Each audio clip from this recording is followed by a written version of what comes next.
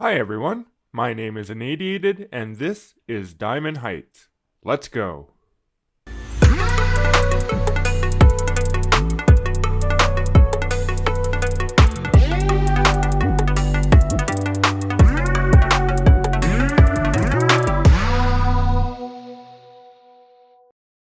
Welcome everyone to Diamond Heights.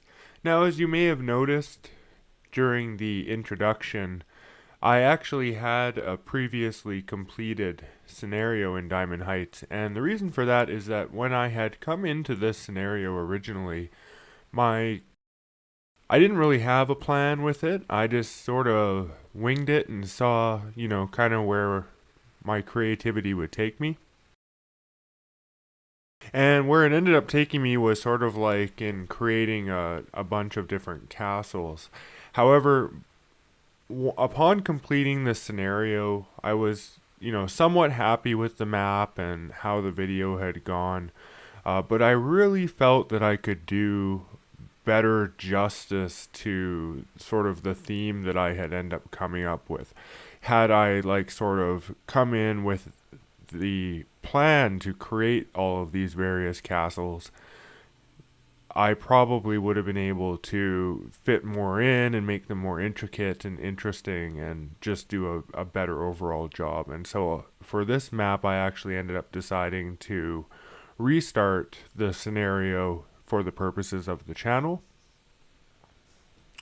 And yeah, so that brought us to here. Now, this is the remastered version of this episode. This is not the original. I did do a previous recording of this episode before, but this is one that I actually was not particularly all that happy with. And so I'm hoping that this time around I can iron out some of the issues that I have with it, and also just provide a better presentation along with the download of the park in the description below. In addition to taking on a theme centered around castles, I also decided to add sort of a secondary challenge to this playthrough, as I don't find Diamond Heights particularly challenging, just given the number of rides and it's very, very easy to reach the goal. You just have to sort of build a few things and there we go. We've reached the goal. So I decided to add a challenge in that of when it came to theming, I would sort of just leave the rides and their colors exactly as the game sort of gave me for the randomized colors when I built the ride, which would make, theming the various parts of the park and the rides and things a little bit more interesting, a little bit more random. Have to deal with a little bit more in terms of variables. There is only really one case where I changed the park, or not the park, but the ride theme color. And that was more so I could change the entrance canvas colors, as I really didn't like how the canvas was working with the rest of the theme. It wasn't even so much for the ride track itself.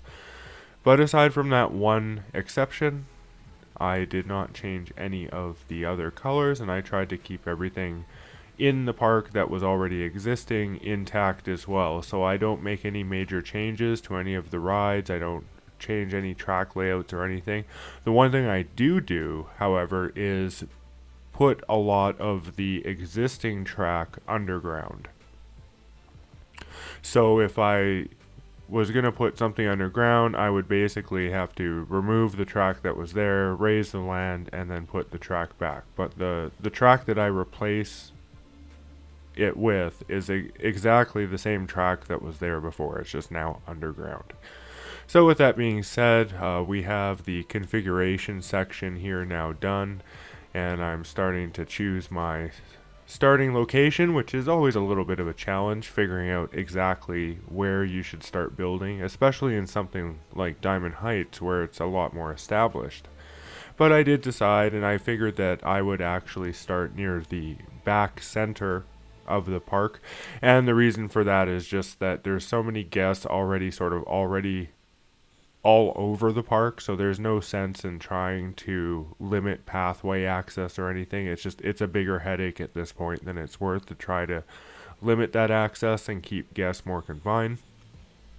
So as a result, you want to get a good distribution of food and utilities and all that type of stuff, the bathroom, as soon as possible, sort of within, accessible distance in various parts of the park. So that's usually my start strategy in something like this park with Diamond Heights, is that I will start with food court or something just way off, way in the center, and I didn't even stick with it. It was sort of like I would come back to it later and figure out what it is I'm going to actually do with that area, whether I'll keep it or not. In this case, I did keep it, but it's just to sort of facilitate the actual growth of the park while I build things around it. In terms of actual rides, I decided to start with a little castle here around the Ferris wheel, and it also has what was it, the canoe ride, I believe. No, this one was not canoes. I think this was rowboats. I'm pretty sure this is the rowboats one. But sorry, it's been quite a while since I've done a full review of this park. I also do have extra footage in this episode. I did do a little bit more theming. I put fences around the outer edges of the park. I added a few new buildings. I didn't add any rides, as I had built basically all the rides and all permutations of the rides. But I did add a little bit of theming, and I'm going to probably redo the outro video for this as well. So here we have our castle. Now I do make pretty heavy use of like multi-use buildings in this one. So in comparison to something like Leafy Lake that had a lot of buildings that were pretty much single use, Diamond Heights has a lot of large buildings, though not nearly as many as Leafy Lake had in terms of actual building count. But the buildings that Diamond Heights does have tend to be hosting either 1, 2, or even 3 ride platforms. In this case, this castle has 3 rides within it, which maybe it's actually the most populous in terms of rides of all the castles. It might be tied with the entrance castle, though I think with the entrance castle I only have the 2 rides. So yeah, perhaps there are no other castles with 3 rides, but there is one other or 2 other buildings that have 2 and 3 rides. But I make major use of this strategy, as it just, I found, helped to make things a lot cleaner and sort of tie all the different rides that were already in the park together, which I always find is an issue building in this particular scenario, is that there's so many hills and there's already so many rides that are everywhere. It's not that easy to turn it into something. Like, it's really easy just to sort of like stick random rides anywhere in the map just to sort of complete the scenario and move on, which is what I usually ended up doing in most playthroughs of this game, except for the first few. I mean, the first time that I saw Diamond Heights, I was just utterly like awestruck. First of all, I was awestruck at just the fact that I had like reached the map that the opening title screen started with, which in the original version of RollerCoaster Tycoon, it started with a shot of Diamond Heights and the falls ride there, the log ride there, and it was just really cool. And it would go all around Diamond Heights, and that was sort of like the first view that you got of what was possible within the game. Up until this point that you play Diamond Heights, you kind of get an idea that there some pretty cool things are possible, but you might not quite yet understand how to go about creating them. And then within Diamond Heights, especially with the arachnophobia and agoraphobia, I think that's the 2, right? Maybe arachnophobia is the red one. I can't remember. But in any case, with the various roller coasters and stuff, they were just quite the sight to be seen, especially at the point in time where the game didn't have any expansions or anything like that. This was a pretty heavily developed park as far as, anyone coming into the game had seen thus far. And you don't really see anything like this again until maybe Mel's World. Yeah, I would say probably Mel's World. Maybe Aqua Park could be considered somewhat equivalent, though Aqua Park's still pretty empty. So maybe Mel's World, but yeah, there isn't really a whole lot of parks that are just heavily developed the way that Diamond Heights is heavily developed. And so it really does, sort of the first few times that you come into it, it's like really cool. You're like, oh yeah, finally this is going to be an easy scenario and I can just do whatever and I have all these rides to play with. But then, as I go on over the years, replaying the game and replaying the game and replaying the game, Diamond Heights became less and less of something I would look forward to. Almost to the point now where I don't look forward to going into it at all. And I just sort of try to skip past it as quickly as possible. Mostly because I just rarely have any ideas for this one. I mean, like, you don't get anything special theming-wise. You do get the mining kit. But aside from that, there just really isn't a whole lot that's going on in this map. Though that was something that I sort of wanted to challenge in this playthrough, is the idea that, what I'll basically end up with at the end of a playthrough of Diamond Heights is sort of a Diamond Heights Plus. It's going to be Diamond Heights, but with a little bit extra, and I wanted it to be just a little bit extra on top of that, and that was where the castle idea really started to appeal to me, as it was really something I had never tried to do before, was create like large castles in RCT1. In RCT2 it's a different story because you have the scenery and the buildings, and like a large castle is one of the very first scenarios in RCT2, so it's sort of like a pretty common idea in that game. But I find that in RCT1, the idea of a castle was a lot more sort of monumental. It would all have to be built out of the land, and boy, was it expensive. In fact, despite the fact that this map gives you a lot of money, I didn't have a whole lot of money to build these castles. So I did have to kind of strategically plan them out, figure out what I wanted, try not to waste too much in land configurations and things like that. So I really only focused on building up the land once I had a pretty good idea what the next section I needed was to make the castle design work.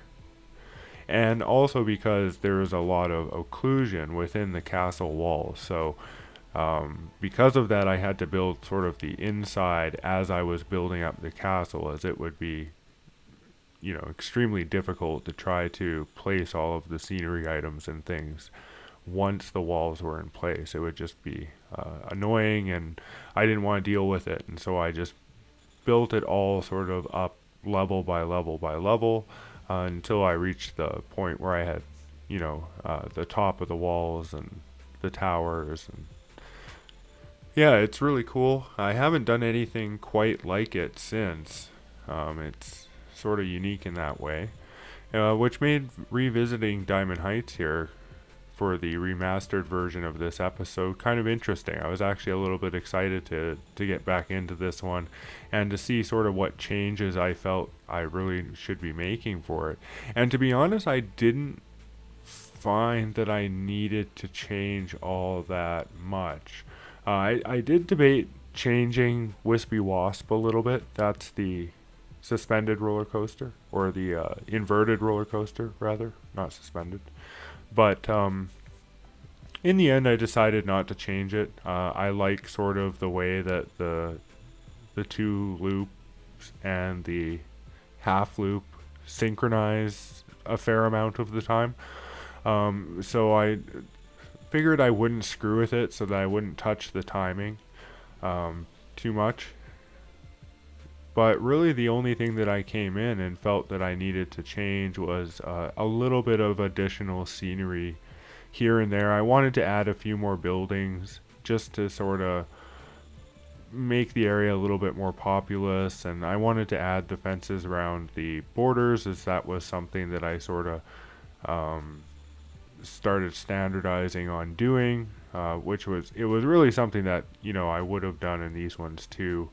I was just a lot more focused on just trying to build parks and get it into videos, and I would usually at this point in when I was making YouTube videos with this park, just the fact that I was able to get something together within a reasonable amount of time was kind of good for me. So I was happy with that.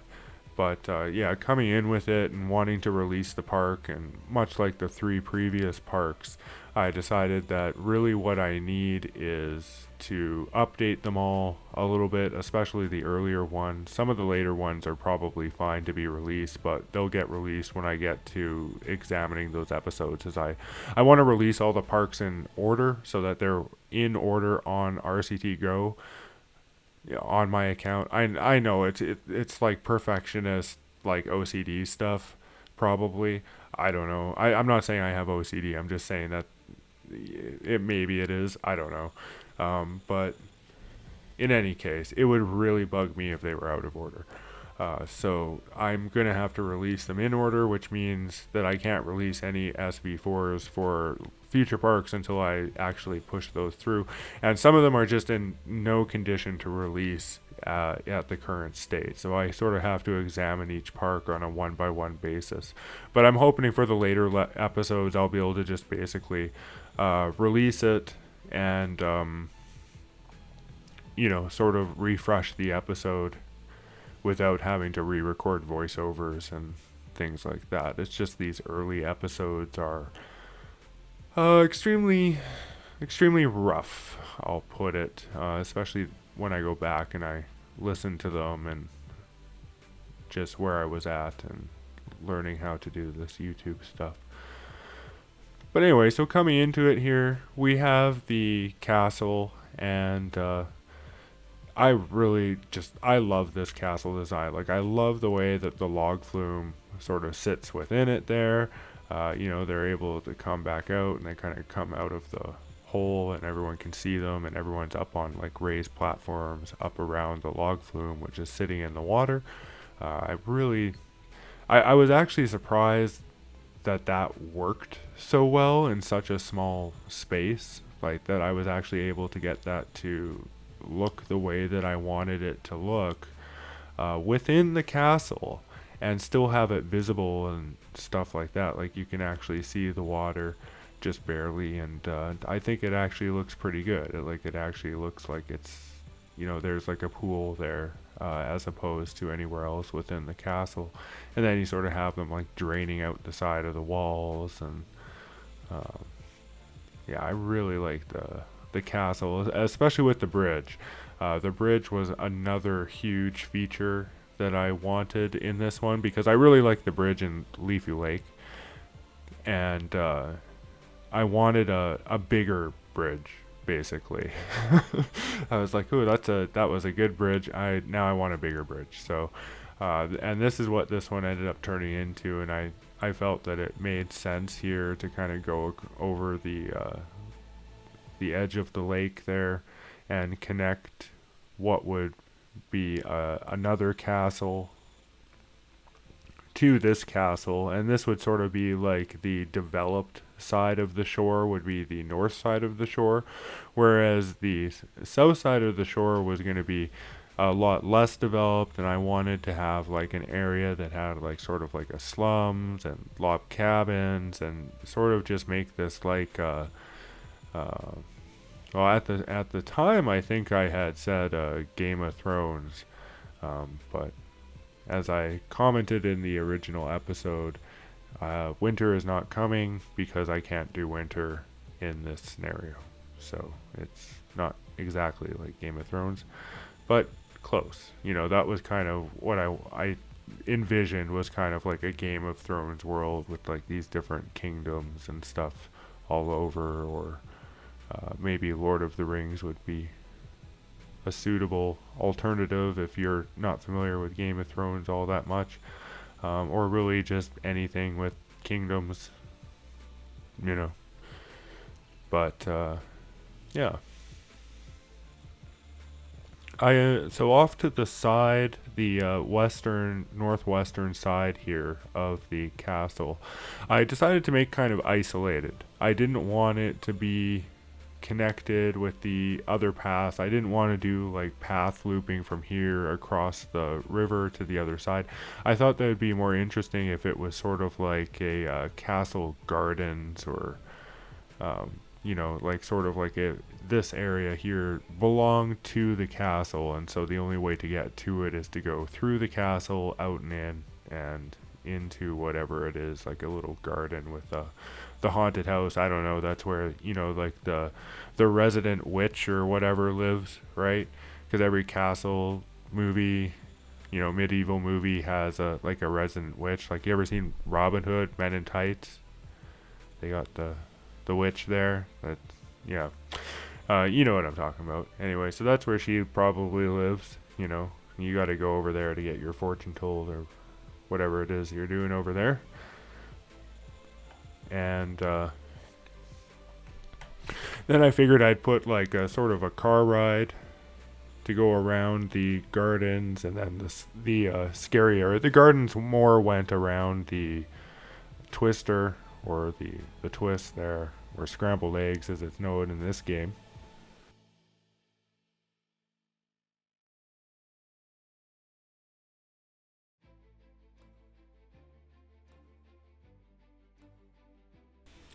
I did want a pretty heavy tree presence in this map. It's sort of it feels like a pretty foresty map.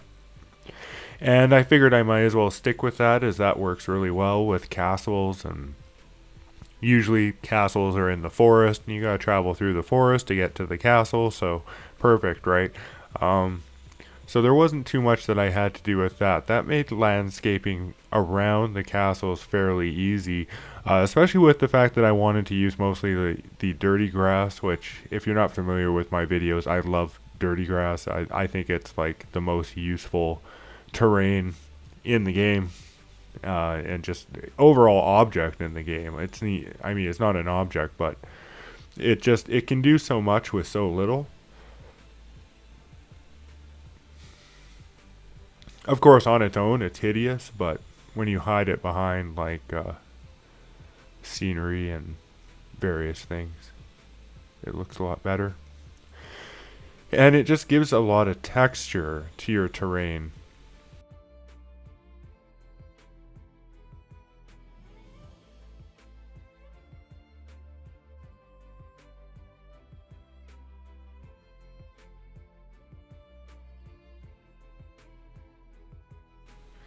Now, the one thing that I do like about Diamond Heights, and the fact that it's very populous with rides already, and you've already got the pass and everything going all over the place, is that it gives you a lot of freedom in terms of deciding what you want to build and how you want to build it. So, at any given moment, it's sort of like, okay, I want to build this, or I want to have this, and in this case, I'm doing a swan ride, connected to like sort of like a little dock house.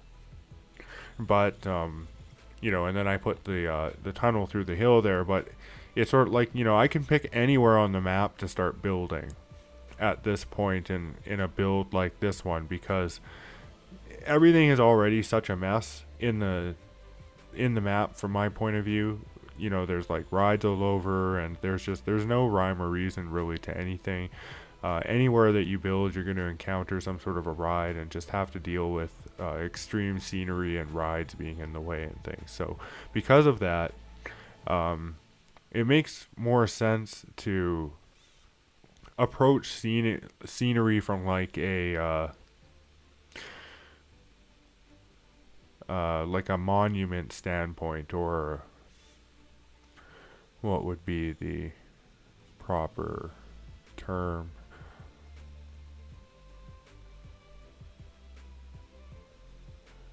Oh boy, my mind just went blank on this one. Like a hot spot, like a tourist destination, landmark. Ah, there we go. Landmark. Okay. So yeah, I like in this map I find that like sort of a landmark first approach to theming is the way to go. So obviously examples of those are the castles themselves. Like, I sort of like pick this spot in the middle of nowhere and I just start developing a castle, and then I just start branching out theming from that point. Or I choose, just a random spot, and I mean, well, it's not random. I choose the spots that I want to choose deliberately, but I can choose from any spot in the map basically on what I want to build next, which doesn't hamstring me in terms of what I actually want to build next. I don't feel like I'm stuck in a theme or I'm stuck in an area that I have to complete before I can move on. I can really just jump all over and sort of just do whatever comes to mind at the time that it comes to mind without having to worry too much. And then, of course, with the money situation in this map, I mean, again, it's not great because I was building so much, but the fact that you have so many rides and things like that just allows you to, it's pretty much a sandbox. But a sandbox in a different way than Evergreen Gardens is a sandbox, in that Evergreen Gardens is financially a fairly difficult map, I find. Like in the grand scheme of RCT1 original scenario maps, it's financially a fairly difficult map because you do have to sort of snowball your way to a park that's large enough within time. Whereas with this one, I mean, yeah, like you still have to do the same thing. That's the general gist of the game.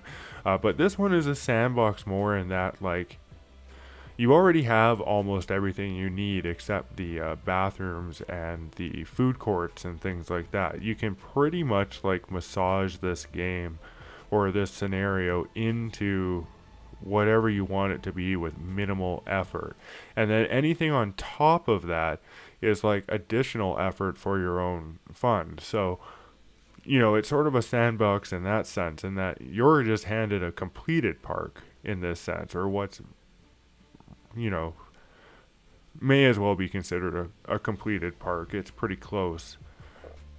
And then you're told to start the scenario from that point where you've completed, like you already have a completed park. And so that's kind of interesting in that it's a different kind of a sandbox, as opposed to like starting with a huge blank slate like Evergreen Gardens and all the rides you could dream of, and not having to buy the land or do anything along those lines. Just the different ways that you can come into scenarios in this game, and just the different ways that the scenarios are set up really is a fascinating aspect to me in terms of how this game operates. It really is one of the things I think that keeps coming back to this game, like why I keep coming back to this game. And yeah, like it's not always just the same thing over and over and over again. And I realize that lots of the games since this one have really expanded on that, and obviously scenario goals and objectives have significantly expanded, especially in games like Planet Coaster. But then again, I don't find that Planet Coaster has the same sort of objective balance that the RCT goals and their scenarios have. I find that Planet Coaster is a lot more specific in what it is you're supposed to be sort of building on any given map. Not as freeform. I mean, but then, okay, I'll take that back, that it's not as freeform because you have like the unlimited potential and scenery basically to pretty much do whatever you want to do. But I guess what I mean is that the scenarios as they're set out are like pretty much in your face, right? Like there's no alternative angles to it. The scenario objectives are usually quite direct, as opposed to like the what I would describe as indirect scenario objectives that RCT has. Now, obviously, Planet Coaster and RCT share a lot of those objectives, but I do find that the way that RCT does them is a little bit different. Or, yeah. I mean, well, either of them. They both do it a little bit different. And I just find that Planet Coaster feels a little less freeform. Like, I feel like I have to do it a specific way, basically, to get through the objective. Whereas in RCT, I find a lot of fun in the challenge of figuring out new ways. Like in this map with the castles and things like that. Like, I probably, had I not been trying to challenge my preconceptions about what Diamond Heights should be, I probably wouldn't have even thought of doing castles. But it was really just that I wanted it to be out of the box. And I'm not saying RCT puts you in a box so much, because I was just arguing that it's a lot more freeform. But in the case of Diamond Heights, I would say Diamond Heights is one of those maps that actually puts you in a box the most as a result of all the rides being there, which is kind of what I was saying at the start of this video. So, with that being said, it really is fascinating. And so coming back into this, I was just really interested to see Diamond Heights again and see what I had done. In terms of rewatching, this is, like I said, one of my least favorite episodes, and it was one of my least favorite outros. So I'm really hoping to kind of fix that and improve it so that I feel a lot better about this map. Not that I felt awful about it. It was more about the video than the map itself. So this is the Wispy Wasp, this coaster over here. As you can see, I once again utilized the multi-station buildings. And with this one, it was kind of like the idea of sticking 2 boat rides into it kind of was like a last minute thing. As I was just building it, I was like, I could put like a little thing over here for the bumper boats or whatever it was. But I decided to change it to the trikes because much like in Leafy Lake, the bumper boats weren't bumper boating, so they would just kind of like go out and go back in. So I decided to change it to the water trikes so that it felt a little bit more natural. And for some reason, the water trikes like stay out way longer. So I don't know. I do want to apologize that I've been sort of absent this year. I ended up losing my job, as I had mentioned in my Planet Coaster video. I'm doing much better now. I found a new job, and actually it's a much more interesting job. I'm doing a whole bunch of crazy stuff, including video editing, believe it or not, which is kind of funny. It's kind of funny how life works that way, in that I didn't know anything about video editing before I started this channel. And it was always something that was kind of interesting to me, but I've always been doing other things, and programming is kind of my first love. And so for the past few months and stuff, I've been working on a bunch of different projects in the code world, which is sort of just what I like to do. And it sort of like sucks all my creativity. Like, I only have so much mental power I can put into creating things.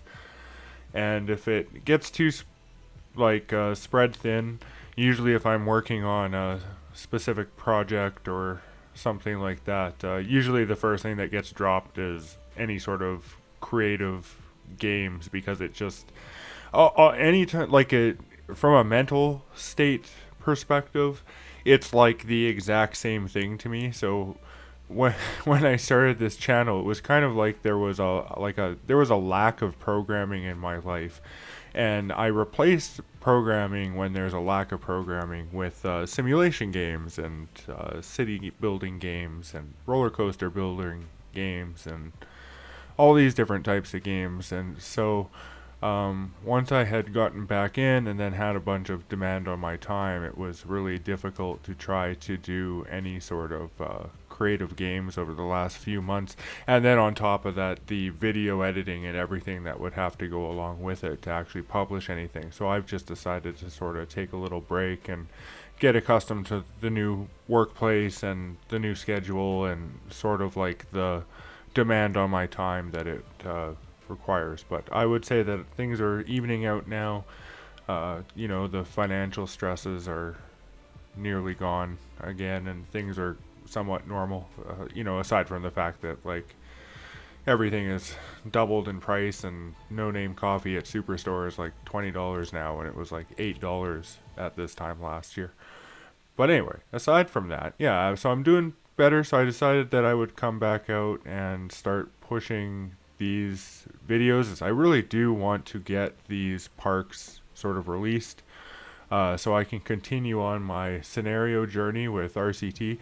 And I do plan to, of course, continue with the Workers and Resources Soviet Republic and RCT3 and Planet Coaster videos as well. Although with the Planet Coaster one, the second one that I do, I'm probably going to try to adjust my formula, take the things that I learned during the attempt at Pirate Battle, and just see how, if I can improve the experience at all. I know it was pretty rough, but it was a difficult video to pull off, honestly.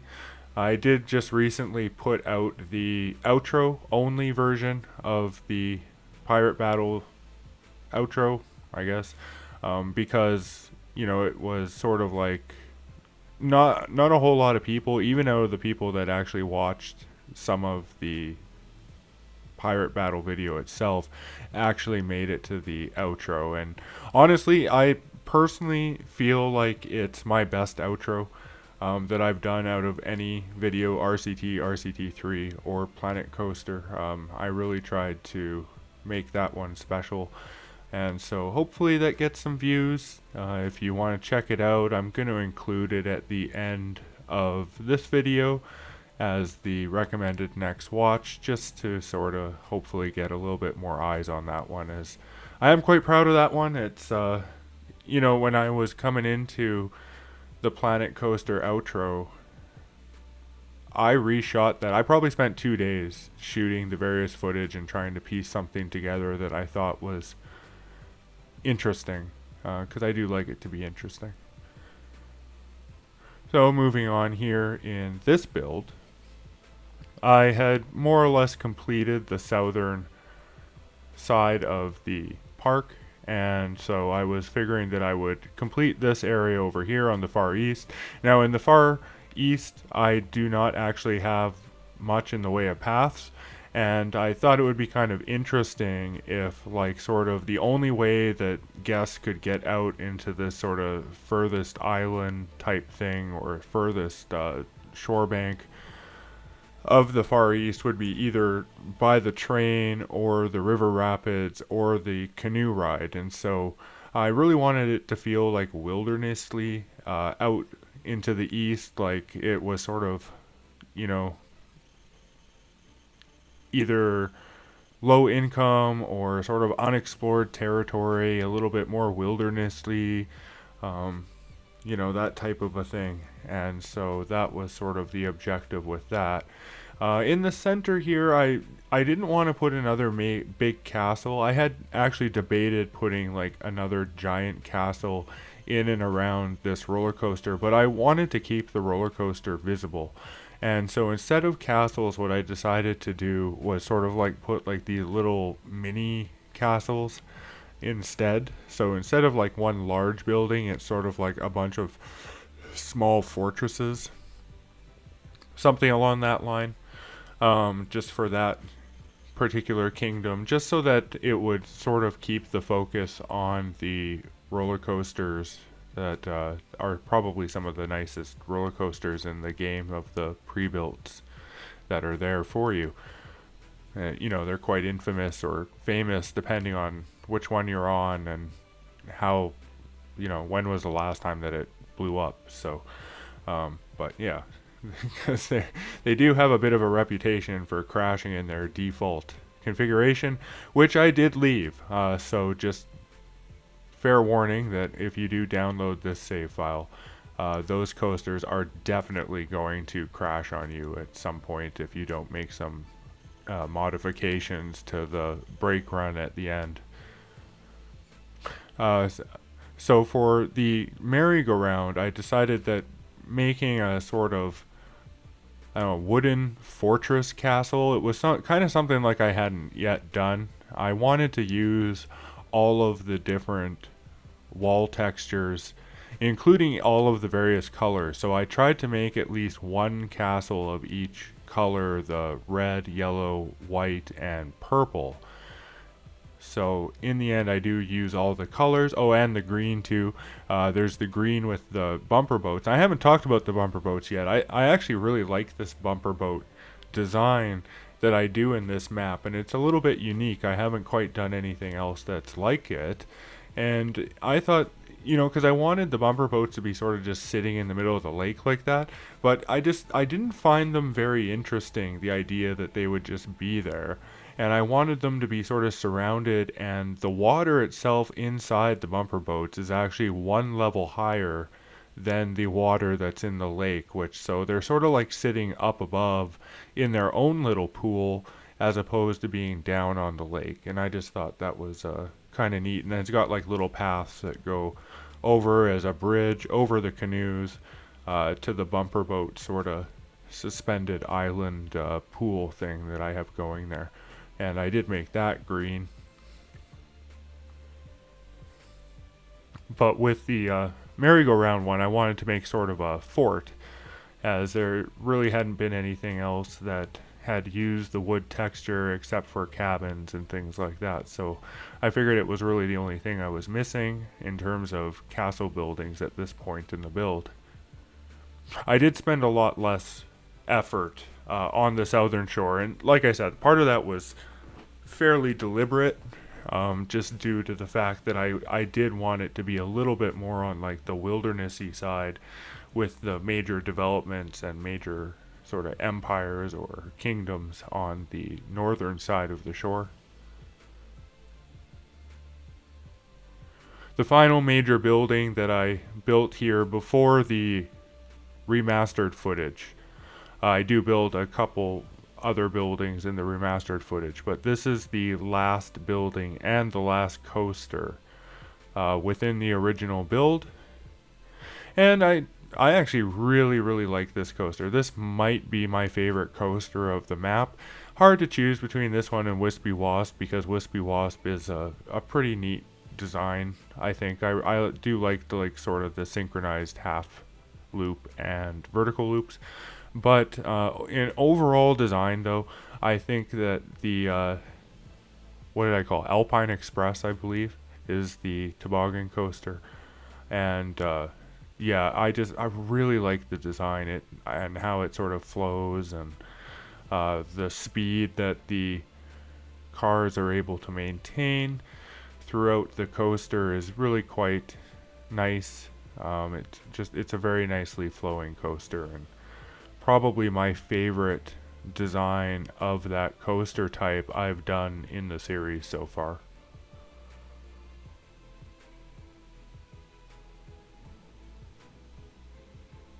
Once again, putting another sort of little fortress. This one is for the Gravitron, as I wanted it to sort of be up and above and be sort of looming over the path and the slide below. And also just to accent the various fortresses. And in the remastered footage, I actually decided to add one more of the little fortresses sort of in the center there, covering a little bit of the queue line towards, I think it's agoraphobia. But that won't be till later when we reach the remastered footage.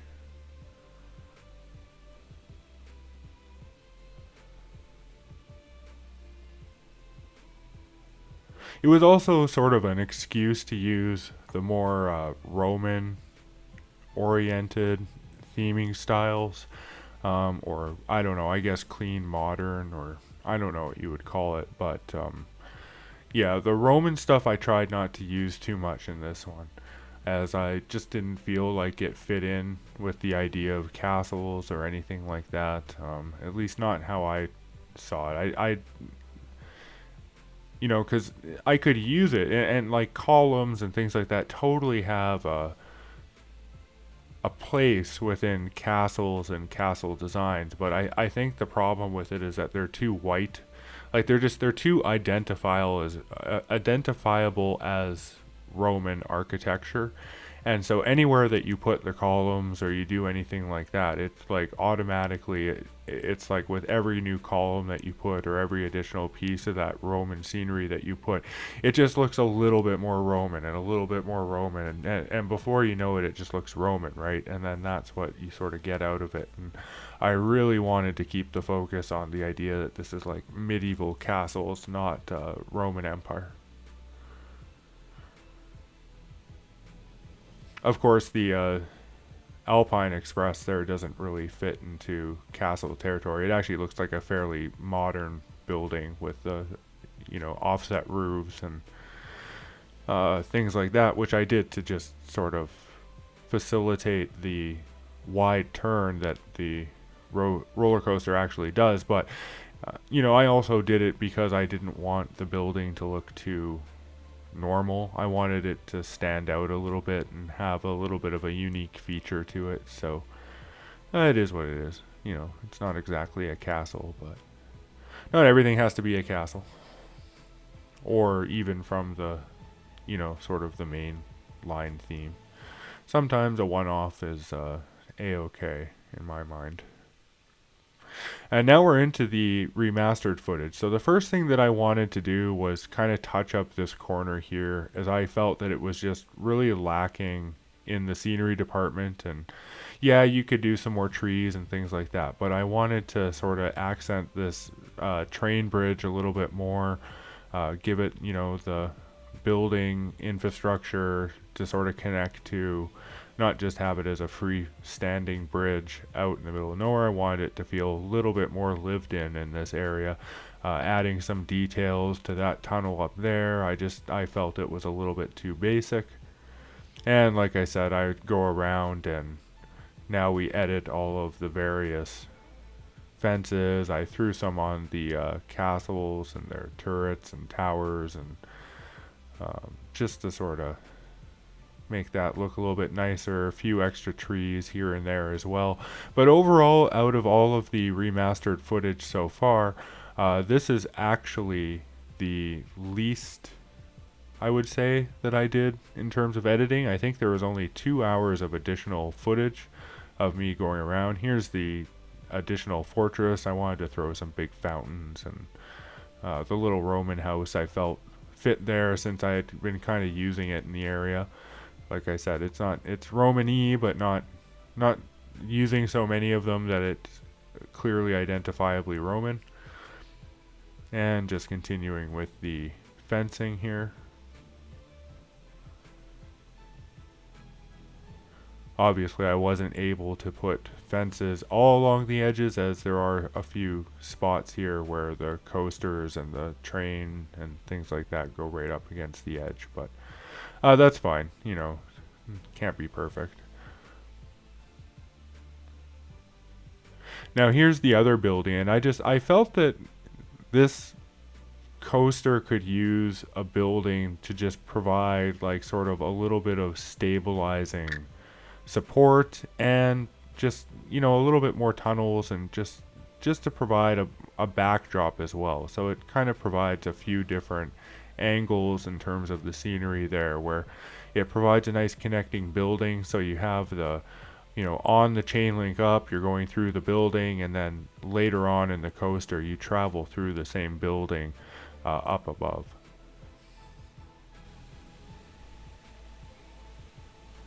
And we are reaching the end of the video, so I will see you on the other side. And that's Diamond Heights. It's overall really not one of my most favorite maps in the original scenario series, but this build has been fairly entertaining, and I really did enjoy doing the castle themed, and there really isn't another good map to do such a thing on. So I hope you've enjoyed this build, and here's the end result.